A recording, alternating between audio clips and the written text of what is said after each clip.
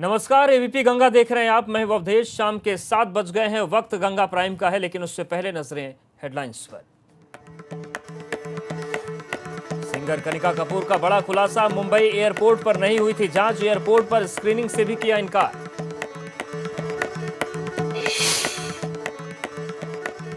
आगरा में जिला प्रशासन की बद इंतजामी, क्वारंटीन सेंटर की शर्मनाक तस्वीरें वायरल।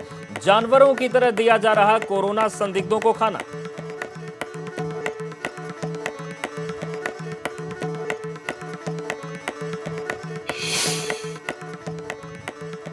कोरोना संक्रमण को देखते हुए लखनऊ में 30 मई तक लगाई गई धारा 144। रात 11 बजे से सुबह 6 बजे तक लाउड स्पीकर के इस्तेमाल पर रोक। Joint police commissioner law and order ने जारी की एडवाइजरी।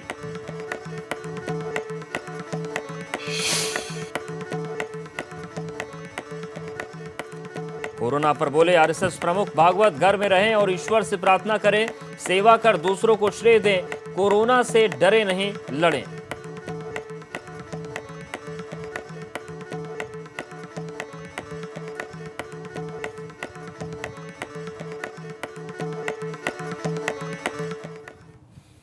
और बुलेटिन की शुरुआत इस वक्त की बड़ी खबर के साथ करते हैं। मुख्यमंत्री ने पूल टेस्टिंग को बढ़ाने का निर्देश दिया है। मेडिकल टीम को सुरक्षा देने के निर्देश भी उन्होंने दिए हैं। और मुख्यमंत्री ने प्लाज्मा थेरेपी बढ़ाने पर जोर दिया। प्लाज्मा थेरेपी से मरीज ठीक हो रहे हैं, बाहर से लाए जा रहे मजदूर क्वारंटीन किए जा रहे हैं। होम डिलीवरी पर भी जोर दिया जा रहा है कि ज्यादा से ज्यादा लोगों को अंदर रखा जाए, शेल्टर होम की नियमित सफाई हो और लॉकडाउन के दौरान कहीं पर भीड़ इकट्ठी ना हो। तो ये इस वक्त की बड़ी खबर है। और सबसे अहम बात यह है कि मुख्यमंत्री ने इस बात का भी निर्देश दिया है कि पूल टेस्टिंग को बढ़ावा दिया जाए, क्योंकि उत्तर प्रदेश की अगर बात करें तो बार बार जो सवाल उठ रहा है इस बात को लेकर ही उठ रहा है कि टेस्टिंग की जो संख्या है वो बहुत कम है और उस पर ध्यान देने की जरूरत है। उत्तर प्रदेश में कोरोना के 1843 मरीज हैं, जिनमें से 1525 एक्टिव केस हैं। 58 जिले प्रभावित हो चुके हैं और अब तक 318 लोगों की पूल सैंपलिंग की जा चुकी है। अगर हम आंकड़ों पर जाएं, प्रतिशत पर जाएं, तो 79.1% पुरुष कोरोना संक्रमित हैं। 56,000 से ज्यादा टेस्टिंग हो गई है। उन्होंने पूल टेस्टिंग को बढ़ावा देने के लिए और पूल टेस्टिंग के से माध्यम से चूंकि अधिक से अधिक लोगों की जांच की जा सकती है, तो इसका प्रभावी इससे नियंत्रण भी लाया जा सकता है। ये निर्देश आज दिए हैं। पूल टेस्टिंग के लिए विशेष बल दिया है उन्होंने। कोरोना से जंग में मेडिकल टीम को सुरक्षित रखने अत्यंत आवश्यक है। उनको पर्याप्त संख्या में पीपीई किट, N95 मास्क भी कोविड अस्पतालों में दिया जाए और साफ सफाई हेतु सैनिटाइजेशन के लिए विशेष बल दिया जाए। मुख्यमंत्री जी ने पुनः प्लाज्मा थेरेपी को बढ़ाने पर बल दिया, क्योंकि इससे अब अच्छे परिणाम मिल रहे हैं। प्रदेश में भी प्लाज्मा थेरेपी केजीएमयू में शुरू हुई है और देश के विभिन्न राज्यों में जो है इस तरह के प्रयास हैं, इस पर भी उन्होंने बल दिया है। जो भी अन्य प्रदेशों से हमारे प्रदेशवासी लौट रहे हैं, उनको क्वारंटाइन में ही रखा जाएगा और इसके बहुत सार्थक परिणाम निकल रहे हैं। और आज भी हरियाणा से जो है हमारे लगभग 9,800 से अधिक निवासी हमारे विभिन्न जनपदों के लौट रहे हैं। 7,000 से अधिक इकाइयां प्रदेश में चालू हो गई हैं, औद्योगिक इकाइयां, उनमें भी सोशल डिस्टेंसिंग लागू हो। कुल केसेस की संख्या 1843 इनमें से 289 डिस्चार्ज हो चुके हैं, पूर्णतः उपचारित होकर के। 29 लोगों की दुर्भाग्यपूर्ण मृत्यु हुई है, जिसमें से अधिकांश या तो कोमॉर्बिडिटी के केसेस हैं या फिर ओल्ड एज के केसेस हैं। जो एक्टिव केसेस हैं वो कुल मिलाकर के 1525 इस समय एक्टिव केसेज हैं। अभी तक कुल मिलाकर के 58 जिले प्रभावित हुए हैं संक्रमण से। और इस वक्त बड़ी खबर कानपुर से है, जहां पर कोरोना मरीजों ने हंगामा कर दिया। तो इस वक्त की बड़ी खबर, कानपुर में कोरोना मरीजों ने हंगामा किया है। काशीराम हॉस्पिटल में भर्ती कोरोना मरीजों ने हंगामा किया, वार्ड और हॉस्पिटल में तोड़फोड़ कर दी। और स्टाफ ने जिम्मेदार अधिकारियों को सूचना दे दी है। 65 कोरोना मरीज यहां पर भर्ती हैं। तो ये इस वक्त की अहम और बड़ी खबर।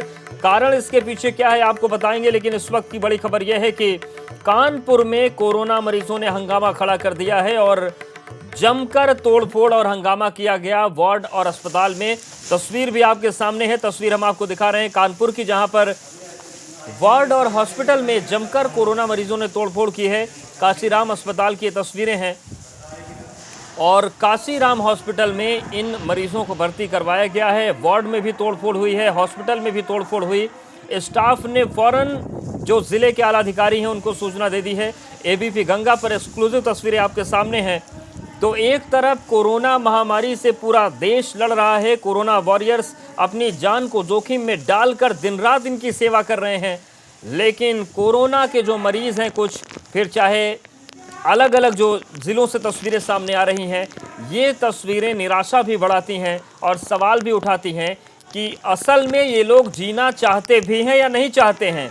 सवाल ये भी उठता है कि अपनी ज़िंदगी तो इन्हें प्यारी नहीं है, ये अक्ल के मारे हैं, लेकिन दूसरों की जान लेने पर क्यों तुले हैं। और ये सवाल कानपुर की इस तस्वीर के बाद फिर से सामने आ गया है, जहां पर कोरोना के मरीजों ने जमकर हंगामा किया है, तोड़फोड़ की है। और ये तस्वीर भी आपको हम दिखा रहे हैं, कानपुर के काशीराम अस्पताल की तस्वीरें हम आपको दिखा रहे हैं, जहां पर वार्ड और हॉस्पिटल में जमकर तोड़फोड़ की। उसके बाद जो स्टाफ था अस्पताल का, उसने प्रशासनिक अधिकारियों को इत्तला कर दी है। करीब 65 कोरोना के मरीज काशीराम अस्पताल में भर्ती हैं, लेकिन यहाँ पर जमकर हंगामा और तोड़फोड़ हुआ है। देखिए किस तरीके से दरवाजों को तोड़ा गया है। और प्रभात अवस्थी हमारे साथ जुड़ गए हैं। प्रभात, ये कौन लोग हैं और हंगामा किस बात पर हो गया? जी बिल्कुल, आपको बताना चाहूंगा कि जिस तरह से जो काशीराम हॉस्पिटल है उसको अब नया आइसोलेशन वार्ड बनाया गया है, क्योंकि जिस तरह से लगातार संख्या बढ़ रही है, उसके बाद काशीराम हॉस्पिटल में लोगों को एडमिट कराया जा रहा है, जहां पर जो लोग एडमिट हैं वो लोग अपने आप को बताने लगे कि यहाँ पर उनका मन नहीं लग रहा है, बोर हो रहे हैं। और जब वो बाहर निकलने लगे और जब उनको बाहर निकलने से रोका गया तो उन्होंने वहां पर जमकर उत्पात मचाया है, तोड़फोड़ की है, जिसकी जो तस्वीरें हैं वो एबीपी गंगा आपको दिखा रहा। तो साफ है कि जो ये लोग हैं ये सुधरने का नाम नहीं ले रहे हैं। वहां पर जो लोग इलाज करने के लिए प्रभात, ये कौन लोग हैं, कहां से इनको पकड़ा गया, कोरोना पॉजिटिव पाए गए, कहां के लोग हैं ये लोग? ये जो लोग बताए जा रहे हैं, जो जानकारी मिल रही है, ये सभी हॉट स्पॉट एरिया के जमातियों के संपर्क में आई, जो कॉन्टेक्ट ट्रेसिंग के तहत जो पॉजिटिव निकले थे वो लोग हैं। और इनको काशीराम में भर्ती कराया गया, जहां पर इन्होंने आप तोड़फोड़, अभद्रता और उत्पात मचाया है। तो साफ है कि जिस तरह से लगातार प्रशासन प्रयास कर रहा है कि इन लोगों को जल्द से जल्द स्वास्थ्य सेवाएं मुहैया कराई जाए, जल्द से जल्द ठीक होने के बाद इनको डिस्चार्ज किया जाए, लेकिन ये लोग किसी तरह से भी स्वास्थ्य कर्मियों का सपोर्ट करते नहीं दिख रहे। क्योंकि सुबह भी एक मामला सामने आया था, जहां पर हैलेट हॉस्पिटल में ने एक पर लात मारी थी, उसके बाद वहां पर वार्ड बॉय को भी पीटा था। तो साफ है कि लगातार इस तरह की तस्वीरें कहीं ना कहीं स्वास्थ्य कर्मियों का मनोबल जरूर गिराती हैं। जी बिल्कुल प्रभात, और जो तस्वीरें आती हैं उससे ये समझ में भी आता है कि मती के कितने मरे हुए लोग हैं ये, और अपनी जान के साथ ही कितनों को निगलने की तैयारी कर रहे हैं। शुक्रिया आपका जानकारी और अपडेट्स को देने के लिए। और बड़ी खबर सहारनपुर से भी है, जहां पर कोरोना के 6 नए मरीज मिले। सहारनपुर में अब मरीजों की संख्या 166 पहुंच गई है। मुख्य चिकित्सा अधिकारी ने इन आंकड़ों की पुष्टि कर दी है। तो सहारनपुर में भी लगातार संक्रमितों की संख्या बढ़ रही है और अच्छी खबर एकदम नहीं है। बलराम हमारे साथ जुड़ रहे हैं। बलराम, आगरा पहले से ही चिंता का विषय बना था, लेकिन कानपुर और सहारनपुर की बढ़ती तस्वीर भी अब परेशान कर रही है। बिल्कुल अवधेश, और लगातार यहाँ पर जो कोरोना के पॉजिटिव पेशेंट हैं उनकी संख्या बढ़ रही है।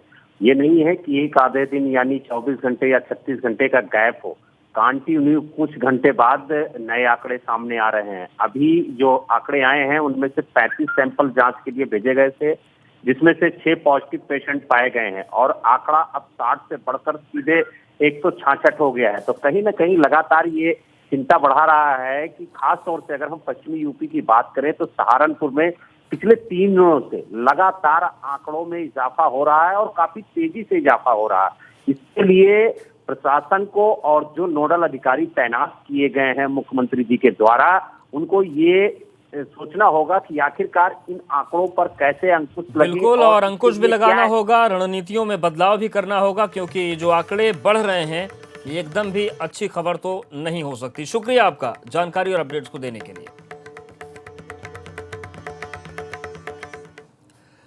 और आगरा के पारस अस्पताल से सैफई पीजीआई शिफ्ट किए गए मरीजों में से एक 17 साल के पेशेंट ने सैफई पीजीआई की अव्यवस्थाओं का वीडियो वायरल किया है। वीडियो में दिखाई दे रहा है कि चारों तरफ गंदगी फैली है।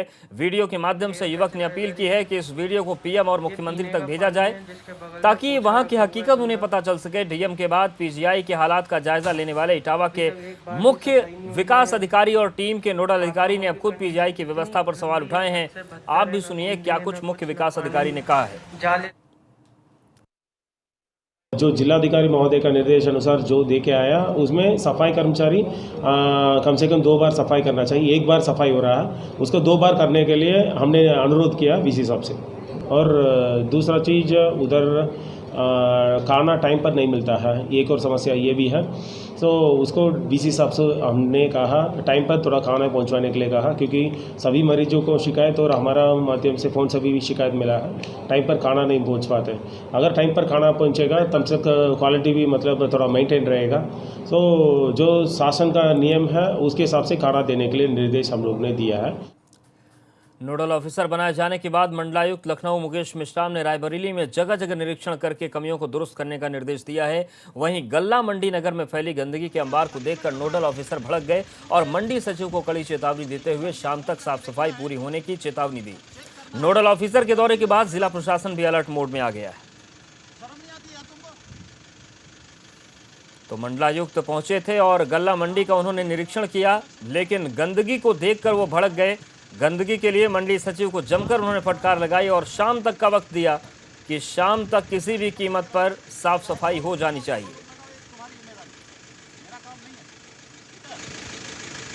जब पता था कि मंडी को चेक करना है, ठीक है, एक तो स्पेसिंग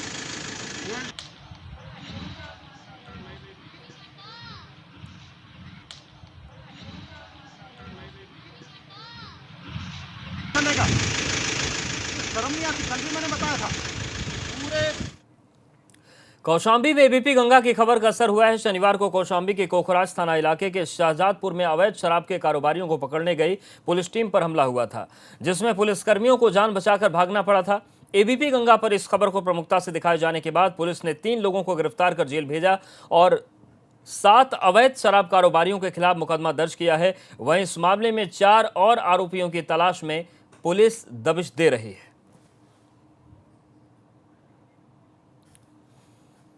तो कल तस्वीर हमने आपको शाम को दिखाई थी कि किस तरीके से कौशाम्बी में कोखराज थाना क्षेत्र में अवैध धंधा चल रहा है। पुलिस की टीम पहुंची, लेकिन वहां पर जो अवैध धंधा करने वाले लोग थे पुलिस को ही दौड़ा लिया, जान बचाकर पुलिस को भागना पड़ा। लेकिन अब इस मामले में कार्रवाई हुई है और खबर का बड़ा असर हुआ है। 3 लोगों को गिरफ्तार करके जेल भेजा गया है।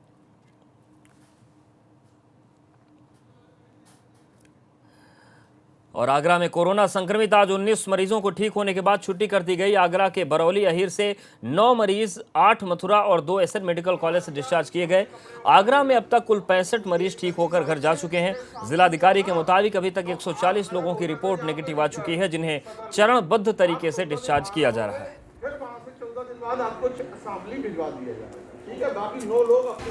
आज हमारे जनपद से 8 जो मथुरा शिफ्ट हुए थे उनको डिस्चार्ज किया जा रहा है। इसके अलावा 9 हमारे बरौली अहीर में हैं, वो डिस्चार्ज हो रहे हैं। 2 हमारे जो मेडिकल कॉलेज में वो डिस्चार्ज है। क्या हमारी दिनों दिन बढ़ रही है, बिकॉज पिछले 14 दिन से ज़्यादा हमारे जनपद में लगभग 140 केसेज हैं जिनके रिपोर्ट निगेटिव आ गए हैं या डिस्चार्ज हो गए। इसके अलावा एक और चीज़ है जो डेथ की बात आती है, अगर हम उसकी संख्या देखें, आगरा मेडिकल हब है, आगरा में आसपास के जनपद के लोग भी आते हैं।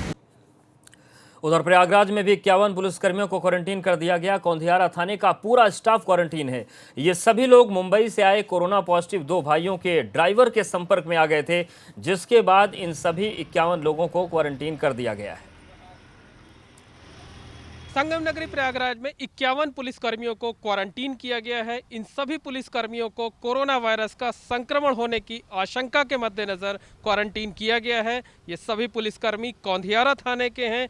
इन्हें पास के एक स्कूल में बनाए गए अस्थायी क्वारंटीन सेंटर में रखा गया है और तब तक के लिए वहां पर नए इंचार्ज की तैनाती कर दी गई है, नए पुलिसकर्मियों की तैनाती कर दी गई है। दरअसल मुंबई के रहने वाले 2 युवकों के पिता की डेथ पिछले हफ्ते प्रयागराज में हो गई थी। पिता के अंतिम संस्कार में शामिल होने के लिए ये दोनों युवक ई पास बनवाकर प्रयागराज आए थे। बाद में जब उनका मेडिकल टेस्ट हुआ तो उनका कोरोना रिपोर्ट पॉजिटिव आई थी। ये लोग जिस ड्राइवर के साथ प्रयागराज आए थे वो कौंधियारा थाने गया था, 2 दिन के लिए गया था। वहाँ उसने मुंशी से बातचीत की थी, दूसरे पुलिसकर्मियों से मुलाकात की थी। वो अपने पासपोर्ट के सिलसिले में कौंधियारा थाने जा रहा था। जब मुंबई से आए दोनों युवकों की रिपोर्ट पॉजिटिव आई तब जो चेन बनाई गई, जो पता लगाया गया कि किन किन लोगों से ये सारे लोग मिले थे, तो ड्राइवर के ज़रिए ये बात पता चली कि वो 2 बार कौंधियारा थाने गया था और इसी के मद्देनज़र जो कौंधियारा थाने का पूरा स्टाफ है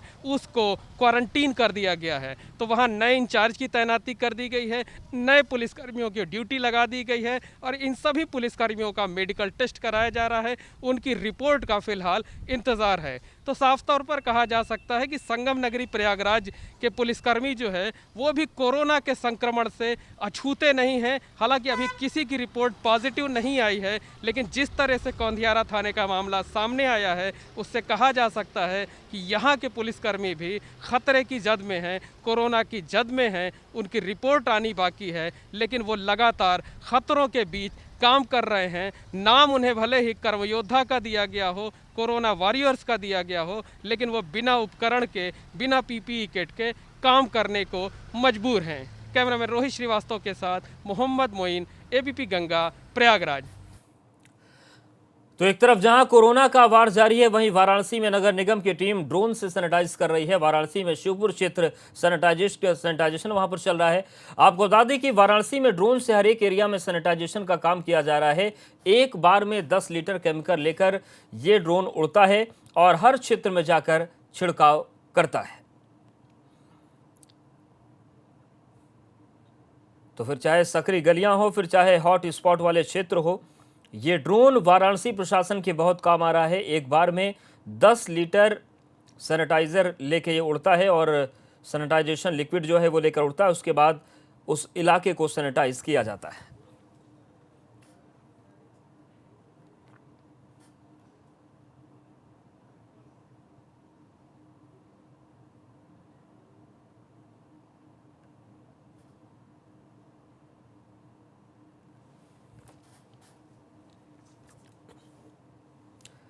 और गाजियाबाद में लॉकडाउन के बीच चोरी छिपे शराब की कालाबाजारी की जा रही है। इस बीच पुलिस ने छापा मारकर गोदाम से 4289 पेटी बियर और 478 पेटी शराब जब्त कर ली।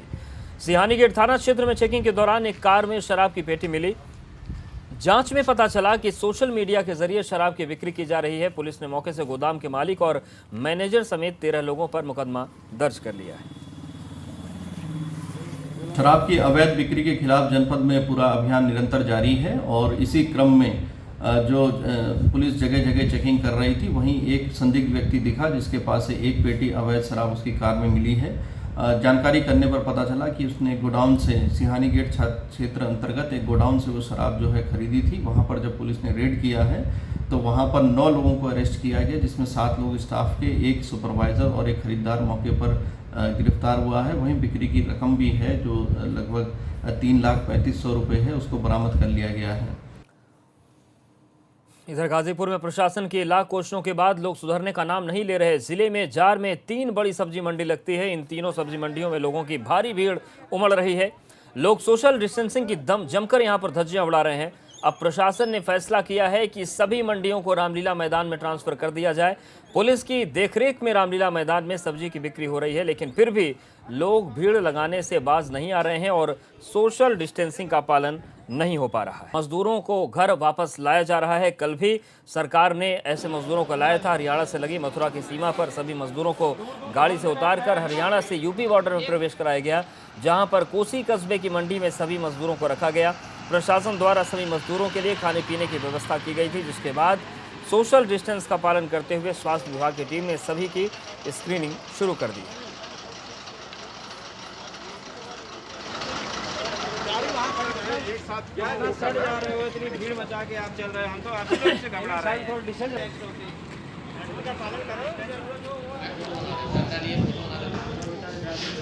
अधिकारीगण बैठे हुए हैं तो और गोंडा में रेलवे के सेक्शन इंजीनियर ने अपने कर्मचारियों के सहयोग से रेल में इस्तेमाल होने वाले सामान से एक अनोखा सैनिटाइजर मशीन बना डाला। सेक्शन इंजीनियर सुग्रीव कुमार की इस अनोखी मशीन से रेलवे की बड़ी बड़ी कॉलोनियों को सैनिटाइज किया जा रहा है।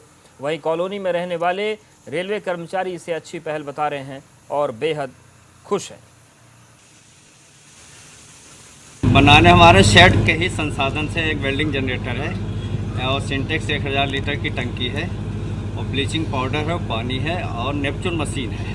इससे हम लोगों ने पूरा प्लांट तैयार किया है जिससे कॉलोनियों का सैनिटाइजेशन कर रहे हैं। मेरे दिमाग में ये विचार आया कि कॉलोनियों का जो है सैनिटाइजेशन किया जाए क्योंकि इस समय कोरोना संक्रमण से सभी लोग परेशान हैं। तो रेलवे हमारा एक परिवार है और परिवार हमारा पूरा रेलवे कॉलोनी में ही रहता है। तो हम लोगों ने सोचा कि कॉलोनियों किया जाए क्योंकि वहाँ पे सभी हम लोग परिवार के बच्चे लोग रहते हैं, वो लोग स्वस्थ रहेंगे तो हम लोग भी स्वस्थ रहेंगे। और एटा जनपद में कल एक ही परिवार के 5 लोगों के घर से संदिग्ध परिस्थितियों में मिले शव की पोस्टमार्टम रिपोर्ट आ गई है। पोस्टमार्टम रिपोर्ट के आधार पर एटा के एसएसपी ने खुलासा किया कि महिला ने सबसे पहले 4 परिवार के जो 4 लोगों को भोजन में जहरीला पदार्थ दिया, बाद में खुद विषाक्त पदार्थ खाकर अपने हाथ की नस काट ली। वहीं 1 साल के बेटे की मुंह दबाकर हत्या की गई है। दूसरा परीक्षण के लिए सुरक्षित रखकर एफएसएल लैब आगरा भेजा जा रहा है। परिजनों ने किसी भी प्रकार की रंजिश से इनकार किया है। वहीं अब इस सनसनीखेज हत्याकांड को लेकर कांग्रेस की विधानमंडल दल आराधना मिश्रा और वरिष्ठ नेता प्रमोद तिवारी ने पोस्टमार्टम रिपोर्ट पर सवाल उठाए और सरकार से इस मामले में सीबीआई जांच की मांग की।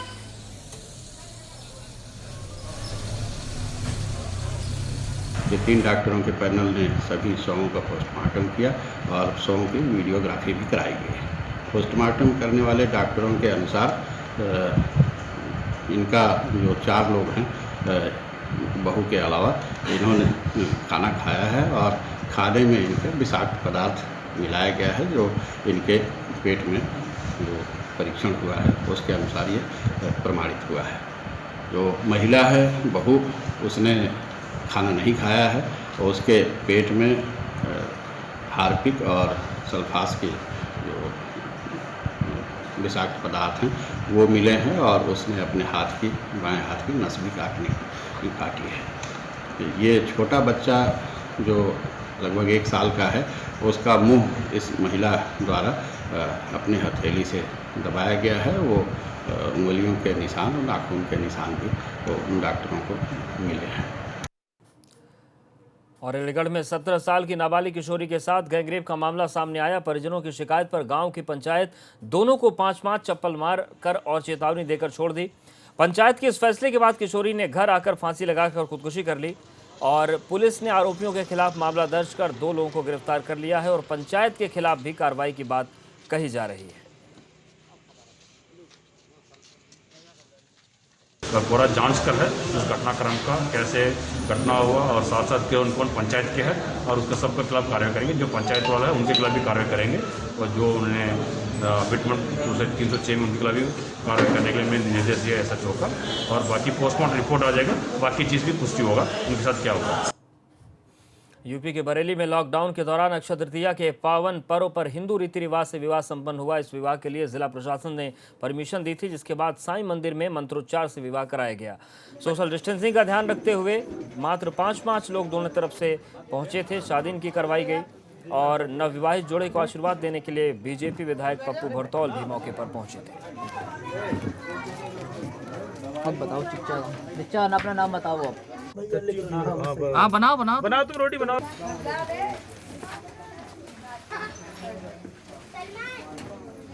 दूरी बना रहे, थोड़ी दूरी। तो सोशल डिस्टेंसिंग का ध्यान रखा गया और चूंकि लॉकडाउन का वक्त है ऐसे में केवल 5-5 लोगों को इजाज़त थी। तो देखिए सेहरा भी है चेहरे पर, लेकिन मास्क भी दूल्हे के मुंह पर नज़र आ रहा है। तो शादी हुई लेकिन लॉकडाउन के नियमों का पालन किया गया। सभी जो 5 लोग थे वो मास्क में थे और सोशल डिस्टेंसिंग का भी ख्याल इस शादी में रखा गया। तो वर और वधू पक्ष से 5 लोग आए थे, इन्हीं के लिए खाने का इंतजाम किया गया और विवाह की जो रस्म थी पूरी हुई। और देखिए सेहरे के साथ मुंह पर मास्क लगाना कोई नहीं भूला।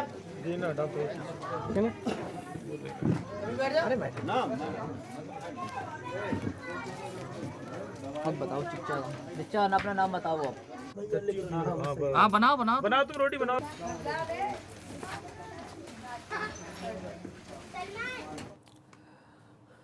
और इस बुलेटिन फिलहाल इतना ही, लेकिन आगे जरूर देखिए उत्तराखंड प्राइम।